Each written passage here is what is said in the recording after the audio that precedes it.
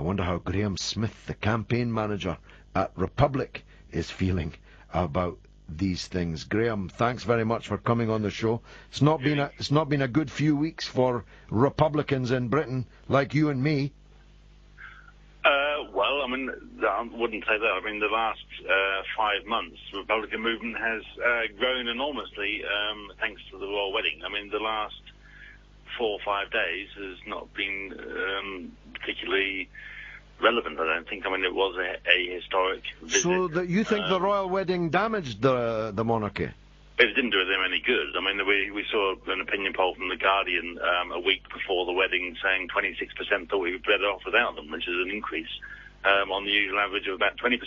And our campaign, Republic, and our movement has more than doubled in numbers in terms of registered supporters from about 7,000 to 14,000, and that's going up even since the wedding continues to grow. So, and our profile and our size and everything has just simply grown as a result of it. I mean, people have been motivated to support us who haven't been motivated before. And of course, it's going to carry on. It's going to all pick up again in the next few months as we approach the Jubilee. So the visit to Ireland is a positive bit of PR for the monarchy. Of course it is, but it's an historic event which has gone off quite well. But I think it also highlights two things. Highlights the fact that the crown and the monarchy is absolutely symbolic of the difficulties and divisions in Ireland, and it's quite sad, really, that we've not been able to send our head of state on a state visit to our nearest neighbour for 80 years, since they became independent. And I think that's pretty tragic, and it should have been something that should have happened a long time ago.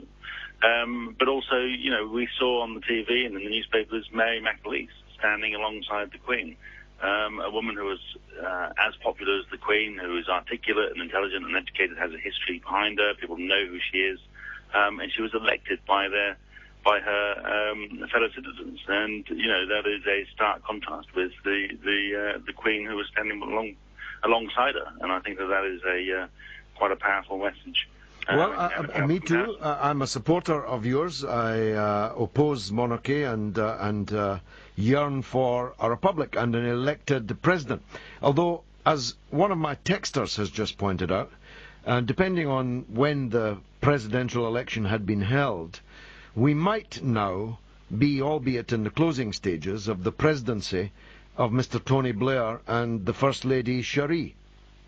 Well, it's very unlikely. I mean, I've been doing this job running Republic for 6 years, and I've never once met a single person, including all the Labour supporters that I've met, who would want to vote for Blair as president. And this is the point. They would have at one moment, I can assure you. No, because the point is that when he was popular, it was at the start of his time in office as Prime Minister. And Graham, I was there when they gave him, and I mean a tear-stained standing ovation, in violation of all the rules of the House of Commons. They all, virtually when he was leaving. Yes. Yeah, but I mean... But it was wish me luck as you wave me goodbye. If he'd run for the Labour nomination for president then, he'd have got it. No, he would not. I mean, there's no way he would have got it because he wouldn't have been elected. I mean, he was leaving because he's unpopular, and not only in the Labour Party but also in the wider country. It's unlikely. I mean, I'm not aware that it's happened very often in Ireland, but I mean, it's unlikely that a person who has spent 10 years being Prime Minister, who inevitably, by being Prime Minister, has made themselves say unpopular, would then become president. But I mean, even if they did, that's the people's choice. I mean, people's choice, and the people. You get the president you vote for, yeah. And in Ireland, of course, Mary McAleese is a very rare thing because she is enormously popular and tremendously accomplished and poised. Her immediate predecessor was Mary Robinson, who was also very popular.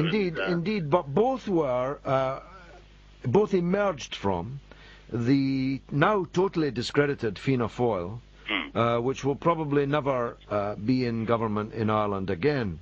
And I'm not sure that, it was a stroke of good luck, I think, that both of them were such excellent presidents. But it could equally have been Charles Haughey or Bertie Ahern that became the president, and they would not have had the same standing. Well, you don't know that. I mean, you could say the same thing with the Queen. I mean, to some extent, in the sense that she's done the job in the way that she's done it, it's good luck, because she was not natural in line to the throne. I mean, it was only because her uncle decided to marry an American divorcee that she became Queen. Had he not done that, we would have had a man who was quite close to the descended regime. Descended from a fan of fascism. Exactly. So, that's a very fair point. You must be hoping 20 years ago, we would have had Charles on the throne. Well, that brings me neatly to Charles. You must be hoping for Charles to succeed because, well, it seems to me he's likely to be a recruiting sergeant for Republic in a more marked way than the Queen is. He already is, really. I mean, let's be clear. I mean, next year, the whole, the government and the palace and the media are going to be turning around to the country and saying, and now it's time for everybody to get up and celebrate the fact that our head of state has been in office for 60 years without an election. Now, that's the sort of thing you might expect in places like Libya. It's not the sort of thing you should expect in places like Britain. And I think that when people start to become have their awareness raised of the fact that she's been there for 60 years without any kind of mandate. The other question is, okay, if she's been there for 60 years, clearly she hasn't got many years left.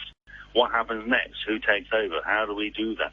Most people in this country, and I suspect, almost all of your listeners and most people I know have never experienced, or certainly can't remember experiencing, a succession.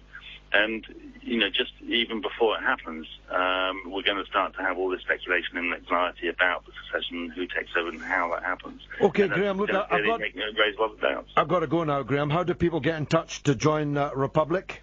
Well, it's very easy, republic.org.uk. Very easy to find, and you can sign up online.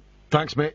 Graham Smith, campaign manager at Republic, casting the other side of the argument to the undoubted splendid success of the Queen's visit to Ireland.